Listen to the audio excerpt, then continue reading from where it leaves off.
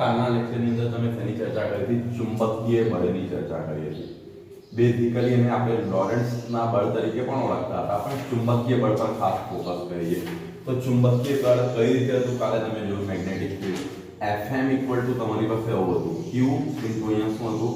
V cross B. આ રીતનું તમારું મેગ્નેટિક ફિલ્ડ હતું. એની અંદર વાત કરવામાં આવે તો આ બળનું મૂલ્ય તમને કઈ જો તમારે ખાલી માત્ર મૂલ્ય જોઈતું હોય તો તમને કઈ આ રીતે મળતું હતું, Q B B sin theta. જ્યાં થીટા શું હતો? V સદિશ V અને B વચ્ચેનો શું હતો? એંગલ હતો, વચ્ચેનો ખૂણો. આ રીતનું કાલે આપણે આવી ચર્ચા એક કરી હતી. આના લગતા જે ન્યુમેરિકલ્સ હતા એક બે MCQ પણ સોલ્વ કરેલા હતા અને તમને કીધું તમારા રેફરન્સ બુકમાંથી બીજા વધારાના સોલ્વ કરજો. તમે કર્યું હશે. હવે જો આના માટે આપણે કન્ડિશન જોઈ લીધી, થીટા બરાબર 0 હોય કે 180 હોય. થીટા બરાબર 0 હોય કે 180 હોય તો sin થીટા ઇક્વલ ટુ કેટલા થશે? 0. કારણ કે sin 0 પણ 0, sin 180 પણ કેટલા થાય? 0. હવે સપોઝ મેગ્નેટિક ફિલ્ડ તમે આવી કન્ડિશનમાં લઈ લો છો આ રીતના. આની અંદર કોઈ વિદ્યુતભાર q લેવામાં આવે છે, q આ તરફ v વેગથી ગતિ કરે છે, તો એ મેગ્નેટિક ફિલ્ડ સાથે કેટલા એંગલ બનાવે છે? 0. કારણ કે એક જ ડાયરેક્શન છે તો આનું મૂલ્ય કેવું આવશે? 0. એટલે ચુંબકીય ક્ષેત્રને કારણે આના પર લાગતું બળ કેવું આવશે? 0. એટલે આ એની સ્થિર ગતિ શું કરશે? ચાલુ રાખશે. સીધા માર્ગ પર આ કોણ શું કરશે? એની ગતિ ચાલુ રાખશે. કેમ? કારણ કે ચુંબકીય ક્ષેત્ર એના પર કોઈ બળ નથી લગાડતું, એટલે એ પોતાની જે ગતિ છે ગતિને શું કરશે? ચાલુ રાખશે. આ બળની દિશાની વાત કરવામાં આવે તો આપણી એની દિશા શેની મદદથી નક્કી કરતા હતા? જમણા હાથના સ્ક્રૂના નિયમની મદદથી.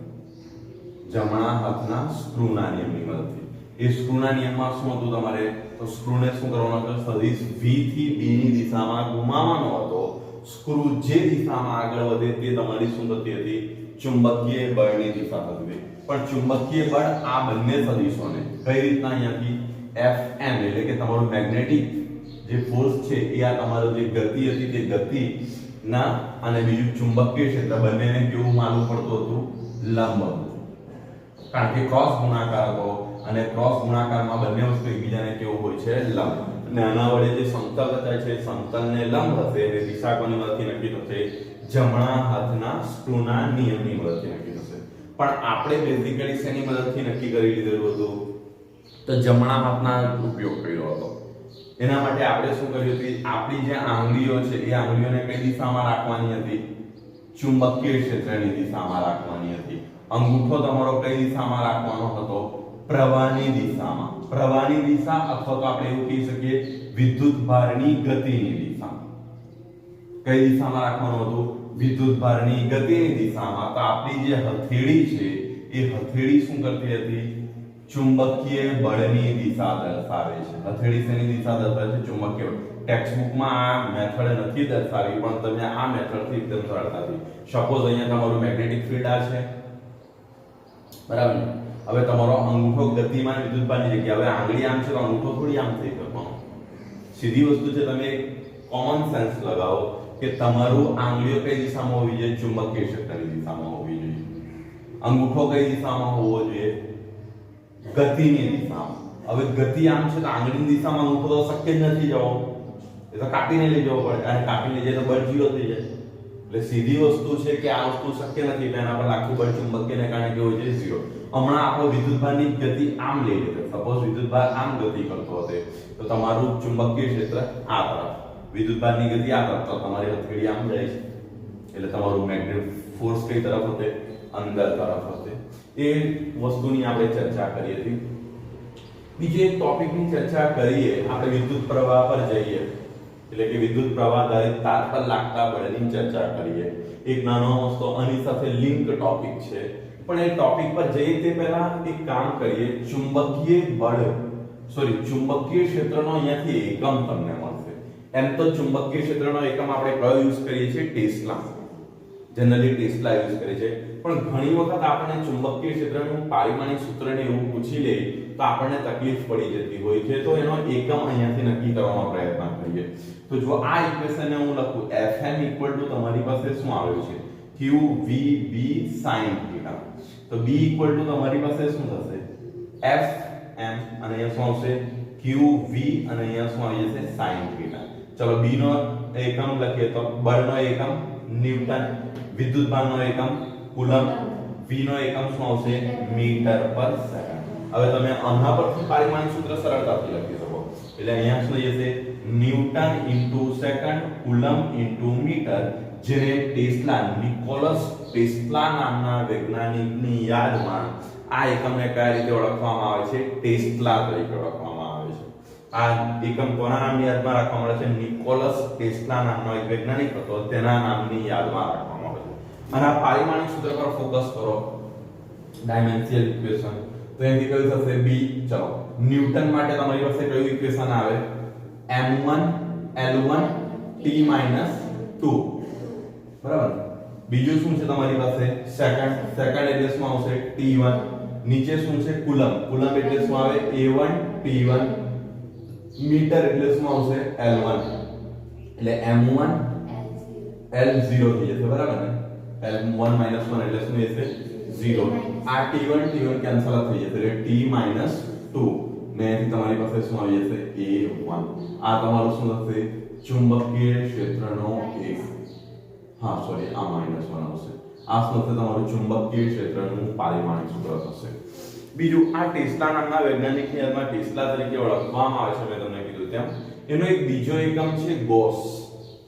એનો એક બીજો એકમ આ પણ છે ગોસ તરીકે ચુંબકીય ક્ષેત્રનો એકમ. આ ખાસ ધ્યાન રાખવાનું. અને એક ટેસ્લા બરાબર આઈ થિંક 10⁻⁴ ગોસ કેવું કંઈક થાય છે. આ એકમમાં ગુજવાવું નહીં, એટલે કોઈ પ્રકારનું કદાચ આઈ થિંક એની અંદર આપવામાં આવ્યું હશે ટેક્સ્ટ બુક ની અંદર 10⁻⁴ એક ગોસ બરાબર 10⁻⁴ ટેસ્લા. એક ગોસ બરાબર તમારું પેલું થાય છે 10⁻⁴ ટેસ્લા. આ ક્વેશ્ચન છે ને મેં બીએસસી સેકન્ડ યરના પેપરમાં જોયેલો.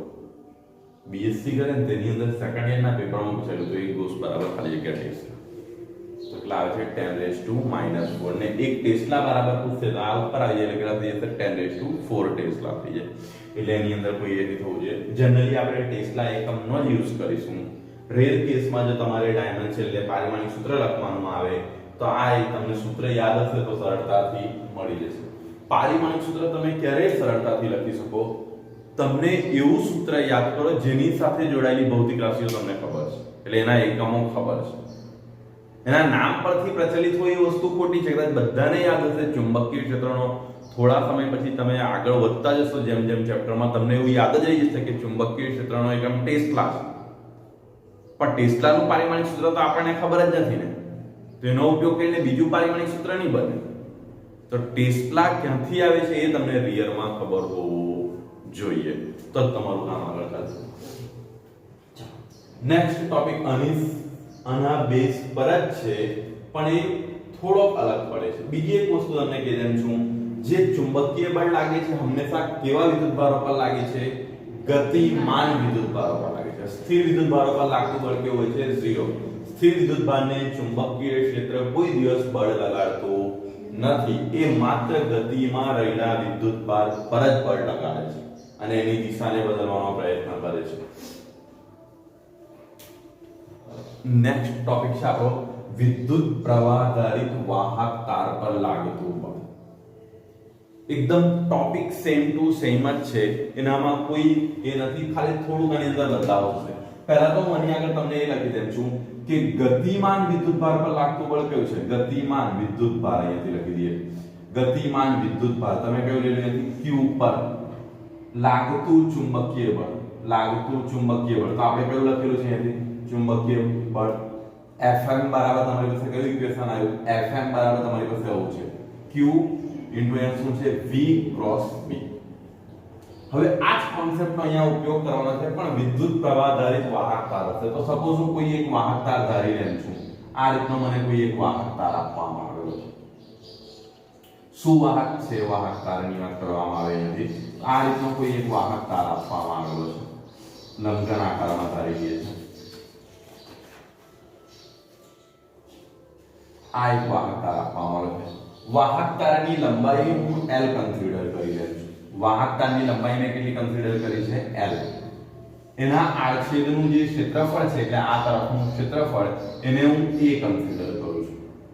સમાન છે એની અંદર કોઈ એટલે એક સમાન લંબાઈ અને આડછેદનું ક્ષેત્રફળ ધરાવે છે. એની લંબાઈ l અને આડછેદનું ક્ષેત્રફળ કેવું છે એક સમાન જોવા મળે છે. એટલે કોઈ જગ્યાએ તાર જાડો કે પાતળો થતો નથી, એક સરખું એ ધરાવે છે. તો જુઓ હવે આ વાહક તાર છે તો વાહક તારની અંદર પણ વાહક તાર એટલે સુવાહક પદાર્થમાંથી બનેલો હશે. બેઝિકલી આ શેમાંથી હશે? સુવાહક પદાર્થો એટલે કે ધાતુ પદાર્થો હશે. હવે તમને ખબર છે સુવાહક પાસે શું આવેલા હોય છે? મુક્ત ઇલેક્ટ્રોન. એની પાસે શું આવેલા હોય છે? મુક્ત ઇલેક્ટ્રોન આવેલા હોય છે. અને આપણે ધારી લઈએ કે ધારો કે એકમ કદ દીઠ હું લખી દઉં છું કદ દીઠ મુક્ત ઇલેક્ટ્રોનની સંખ્યા ઘનતા, મુક્ત ઇલેક્ટ્રોનની સંખ્યા ઘનતા સ્મોલ n છે. પેલી ધારી લીધી છે સ્મોલ n એટલે એની જે કુલ સંખ્યા ઘનતા એટલે એક એકમ કદમાં કેટલા ઇલેક્ટ્રોન રહેલા હશે? સ્મોલ n જેટલા ઇલેક્ટ્રોન રહેલા હશે. એટલે એક એકમ કદ એટલે એક લંબાઈ 1 સેન્ટીમીટર પહોળાઈ 1 સેન્ટીમીટર તમારી શું થશે? ઊંચાઈ. એટલે ટૂંકમાં તમે આવું કરી શકો 1 મીટર લંબાઈ 1 મીટર સેન્ટીમીટર નહીં ગણતો ને 1 મીટર આ કદ થશે ને કદ એટલે લંબાઈ ગુણ્યા પહોળાઈ ગુણ્યા ઊંચાઈ. આમાં રહેલા ઇલેક્ટ્રોનની સંખ્યા કેટલી છે? સ્મોલ n છે. હવે તમે એક વસ્તુ વિચારો, આ જ્યારે વાહક તાર કોઈ જગ્યાએ રહેલો હશે મેગ્નેટિક ફિલ્ડની અંદર સપોઝ હું અહીંયાથી એક મેગ્નેટિક ફિલ્ડ લાગુ પાડું છું સમાન મૂલ્યનું b મૂલ્યનું મેગ્નેટિક ફિલ્ડ છે આમ જાય એક સમાન મૂલ્યનું છે. એની અંદર મેં આ વાહક તાર રાખ્યો તો એકદમ પહેલા તો તમે કોમન રીતે વિચારો વાહક તાર સ્થિર અવસ્થામાં રહેલો હશે તો પણ કોઈ વસ્તુ, પરંતુ આ વાહક તારની અંદર રહેલા જે ઇલેક્ટ્રોન છે એ શું કરતા હશે? ગતિ કરતા હશે ને. વાહક તારમાં રહેલા ઇલેક્ટ્રોન તો શું થશે? અસ્ત વ્યસ્ત ગતિ કરશે, એક જ જગ્યા પર સ્થિર રહેવાના નથી. એનો મતલબ ચુંબકીય ક્ષેત્રની અંદર કોણ આવે છે? અસ્ત વ્યસ્ત ગતિ કરતા વિદ્યુતભારો. કારણ કે ભલે વાહકતા રહેલા છે પણ વાહકતાની અંદર કોણ રહેલા છે? વિદ્યુતભારો રહેલા છે. વિદ્યુત ઇલેક્ટ્રોન એટલે એક પ્રકારનો વિદ્યુતભાર જ થયો ને. આ જે વાહકતા છે એ વાહકતાની અંદર ઇલેક્ટ્રોન રહેલા છે. હવે ધારો કે હું વાહકતાને મેગ્નેટિક ફિલ્ડ એટલે કે ચુંબકીય ક્ષેત્રની અંદર મૂકી દઈશ તો આ વાહક તારમાં રહેલા જે વિદ્યુતભારો છે એના પર તો બળ લાગશે ને. પ્રશ્ન એ થાય કે બળ લાગશે તો બળ તો આ ઇક્વેશન થી આપવામાં આવશે. બળનું મારી પાસે ઇક્વેશન છે જ પણ ક્વેશ્ચન એ ઊભો થાય કે આમાં વિદ્યુતભારો કેટલા રહેલા છે? તો જો એક એકમ કદમાં કેટલા વિદ્યુતભાર રહેલા છે? n. તો આપણી પાસે એનું ટોટલ કદ કેટલું હશે? વાહકતાનું કદ તમે લખો, કદ એટલે તમે કઈ રીતે લખવાના? ક્ષેત્રફળ ગુણ્યા લંબાઈ લખી શકો. કારણ કે ક્ષેત્રફળમાં તમે જો ઊંચાઈ અને પહોળાઈ આવી જાય છે. આ તમારી ઊંચાઈ થઈ ગઈ અને આ ભાગને તમે પહોળાઈ ગણી લો તો ક્ષેત્રફળ મળ્યું. એટલે ઊંચાઈ ગુણ્યા પહોળાઈ અને લંબાઈ એટલે તમને શું મળી જશે? કદ મળી જશે.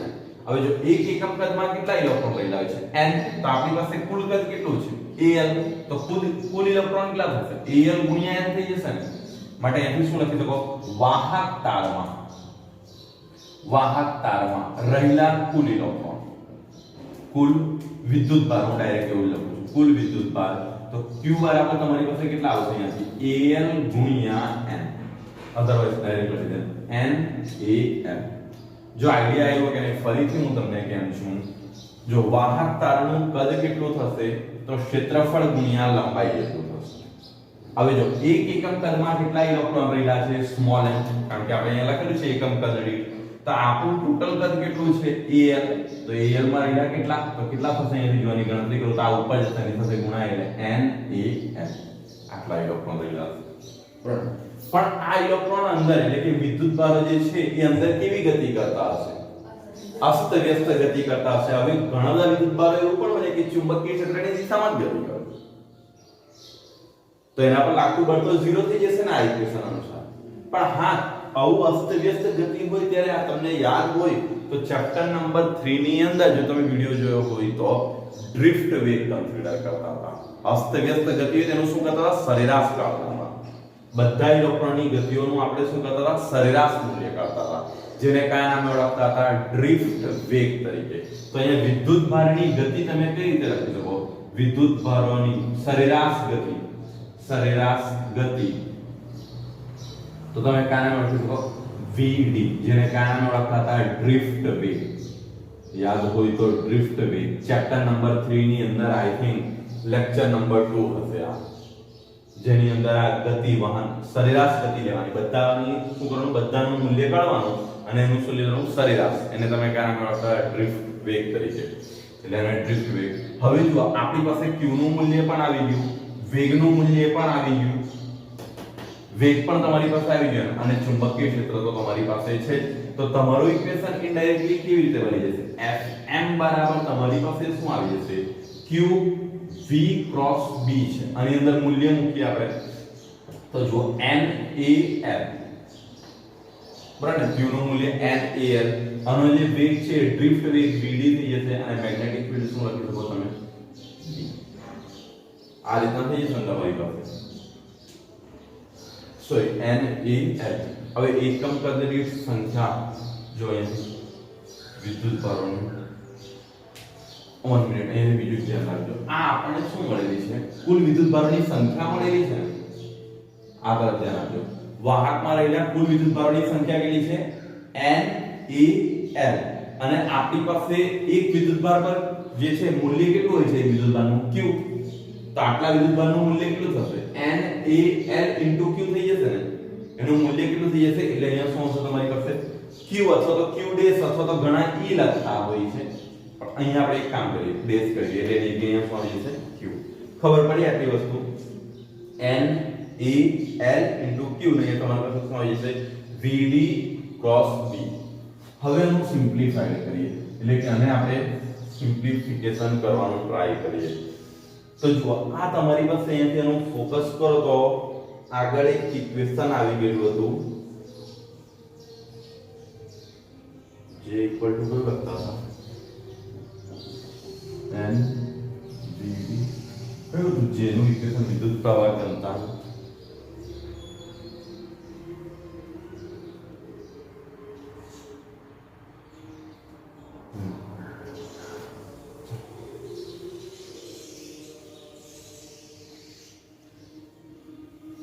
તો જો આનું એક ઇક્વેશન યાદ કરીએ તો તમને યાદ હોય તો વિદ્યુત પ્રવાહ ઘનતા J તમે આવું લખતા હતા n e vd, આ રીતનો અથવા તો આવું લખતા n q vd. Chapter number 3 ની અંદર આ પહેલા બે લેક્ચર ની અંદર જ આ ટોપિક ની ચર્ચા છે. J તમે કેવું લખતા હતા, n q vd લખતા હતા, એટલે વિદ્યુત પ્રવાહ ઘનતા. તો અહીંયાથી હું આને કમ્બાઈન કરું તો મારી પાસે ઇક્વેશન કેવું થઈ જશે, Fm તમે શું લખવાના અહીંયાથી, તો જુઓ a અને l ને હું આગળ લઈ લઉં છું, a અને l ને તમે આગળ લઈ લો તો તમારી પાસે ઇક્વેશન કયું હતું અહીંયાથી, n q શું થશે vd ક્રોસ તમે અહીંયાથી શું લખી શકો, b. બરાબર, આ જે ત્રણ પદો હતા q n અને આ ત્રણને શું કર્યા, કમ્બાઈન કર્યા. આ બધું ગુણાકારમાં જ છે પેરેલલ, એટલે કોઈ એવું નહીં વિચારે કે આ બ્રેકેટની બહાર છે એટલે આની સાથે પણ ગુણ આવશે, એવું નથી. આ બંને વસ્તુ પણ ગુણાકારમાં છે, પણ ખાલી ગુણાકાર કેવો છે, સદિશ છે. હવે જો આની જગ્યાએ તમે શું લખી શકો, વિદ્યુત પ્રવાહ ઘનતા J લખી શકો, એટલે L, અને વિદ્યુત પ્રવાહ ઘનતા J ક્રોસ શું લખતા હતા તમે, B. આ રીતનું થઈ જશે. હવે વિદ્યુત પ્રવાહ ઘનતા તમે યાદ કરો, તમે કોની જગ્યાએ લખ્યું હતું વિદ્યુત પ્રવાહ ઘનતા, તો J આપણે શું લખેલું હતું, I divide by A. J શું હતું, I ડિવાઇડ બાય a. તો જો અહીંયા i શું થશે, j શું થઈ જશે, a, એટલે અહીંયાથી શું થશે તમારી પાસે l. હવે જો આ વસ્તુને હું અહીંયા લઈ જાઉં, j a શું લખી શકું, b એવું લખી શકું, અને j a કેટલા થશે, i થઈ જશે ને, એટલે l તમારી પાસે અહીંયા શું થશે, i, અને એની જગ્યાએ શું આવી જશે અહીંયાથી b, તો એમાં જ રહેશે. હવે જુઓ અહીંયાથી એની વાત કરીએ તો આની અંદર ગુણી દેવું તો i l કેટલા થઈ જશે, b. આ વસ્તુની અંદર ગુણીએ તો i l b.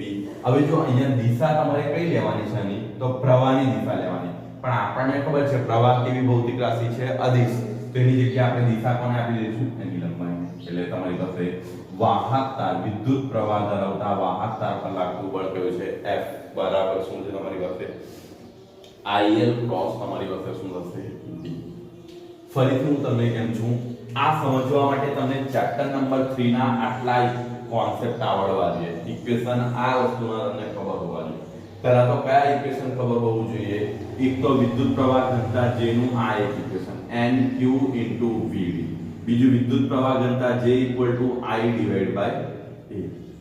આને તમે વિદ્યુત પ્રવાહ ઘનતા તરીકે ઓળખો છો ને એ આ રીતે વ્યાખ્યાયિત કરવામાં છે. ડ્રિફ્ટ વેગ એ તમારું સરેરાશ મૂલ્ય છે.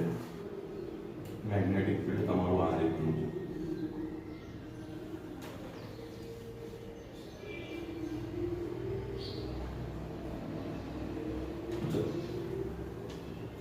આ કોઈ એક વાહક સળિયો છે જેનું દળ આપણે કેટલું કહેવામાં આવે છે 200 ગ્રામ, લંબાઈ કેટલી કરી છે 1.5 મીટર, તેમાંથી કેટલો પ્રવાહ પાસ થાય છે I બરાબર 2 એમ્પિયર. એને શું કરવામાં આવે છે એક સમાન ચુંબકીય ક્ષેત્રની અંદર લટકતો રાખવામાં આવે છે.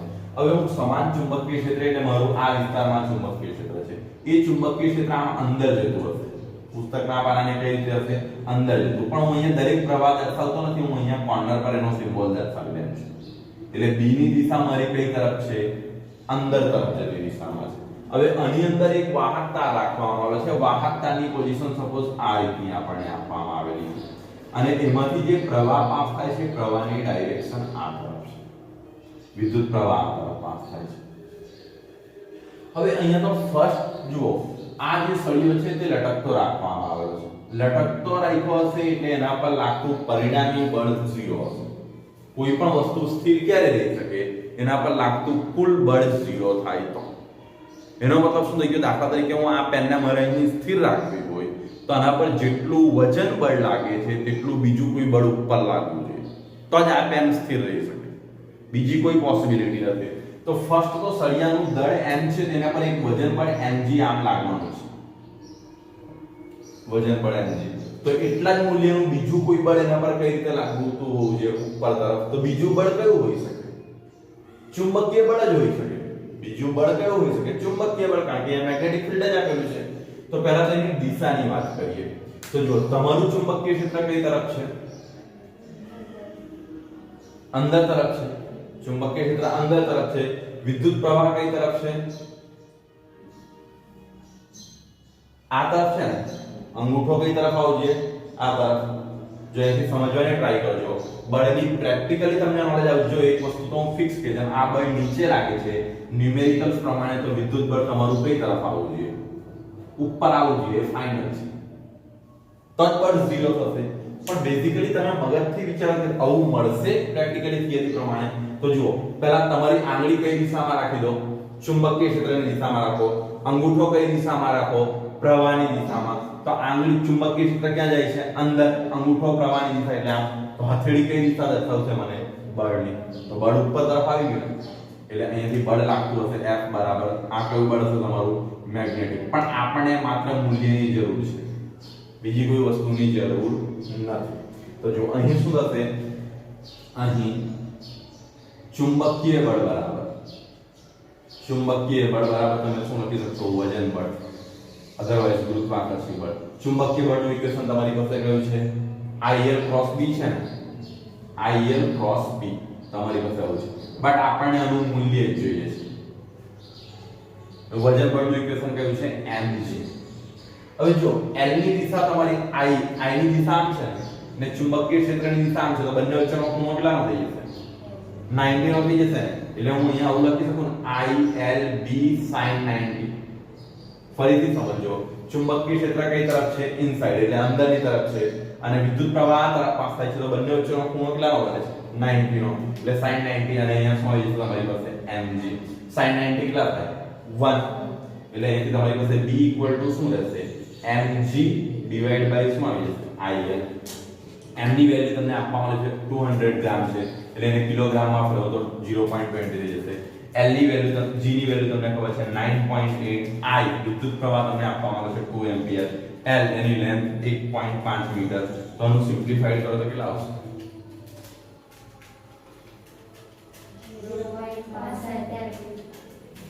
0.5 ટેસ્લા. એટલે એનો આન્સર એટલો થશે 0.5 ટેસ્લા. આઈડિયા આવ્યો આની અંદર થોડો. એટલે આ વર્ષનું હશે રિયલ આનું એક્ઝામ્પલ થશે. જો એક્ઝામ્પલ ની અંદર એમ તમે જો એક્ઝામ પોઈન્ટ થી તમે જોવા જાવ તો કોઈ એવી નવી વસ્તુ નથી કે જે તમને તકલીફ આપે. પ્રોબ્લેમ એ છે તમે જ્યારે એમ જોવા જાવ તો બધાને જ ખબર હશે, ટેક્સ્ટ બુક ની તમે પ્રેક્ટિસ કરી હશે તો વજન બળ બરાબર તમે ચુંબકીય બળ લખી હશે. પણ રિયાલિટી એવી નથી, એને તમે પ્રેક્ટિકલી ફીલ કરો કે આ વસ્તુ કઈ તરફ જાય છે. બાકી ગોખીને લખવું ફિઝિક્સમાં આ જ એક ફેર છે, તમે ગોખીને લખી કાઢો એ વસ્તુ તમે કરવા ખાતર કરી છે કે તમે બાર સાયન્સ કરતા છો. તમારે જો આની અંદર રિયલમાં સમજવું હોય તો એ વસ્તુને વિચારવી પડે, ભલે લોકો પૂછે કે નહીં. કારણ કે સીધી વસ્તુ છે, મેં તમને કીધું વજન બળ નીચે તરફ લાગે એટલે ચુંબકીય બળ ઉપર તરફ છે, પણ વાસ્તવમાં તમે તો મેળવી લો ચુંબકીય બળ ઉપર તરફ મળે છે. તો જો એના માટે તમારી પાસે જે રૂલ છે, ખરેખર એમ જોવા જાય ને તો આ જે ચુંબક વાળું જે ચેપ્ટર છે ને આખું ગતિમાન વિદ્યુત બળ, એ તમારા જમણા હાથ પર જ ચાલે છે. આખું ચેપ્ટર જમણા હાથ પર જ એનો ખેલ છે. અને મેં તમને બીજો અંગૂઠાનો નિયમ, ફ્લેમિંગના ડાબા જમણા હાથનો અંગૂઠાનો નિયમ કે બીજો એવો કોઈ નિયમ યાદ રાખવા નથી કહેતો. હું તો માત્ર ખાલી આ નિયમનો ઉપયોગ કરું, જમણા હાથનો નિયમ આપણો સિમ્પલી દરેકે દરેક વસ્તુનો આન્સર આવી જશે.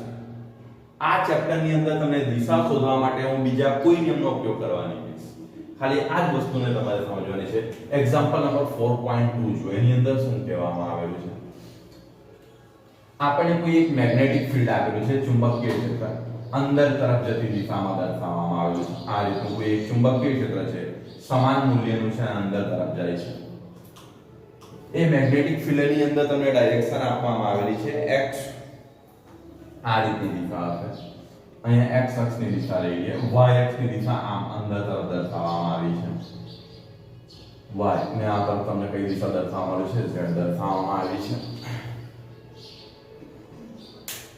ચુંબકીય ક્ષેત્ર ધન y x, વિદ્યુતભારની ગતિ આ તરફ દર્શાવવામાં આવેલી છે. આ એક્ઝામ્પલ તમે જો. નેક્સ્ટ ક્વેશ્ચન તમને જે 4.2 છે, એક્ઝામ પોઈન્ટ ઓફ વ્યૂ એટલો ઇમ્પોર્ટન્ટ નથી, પરીક્ષાની દ્રષ્ટિએ એટલો બધો મહત્વનો નથી, પણ સમજૂતી તમે એને મેળવવાની ટ્રાય કરો.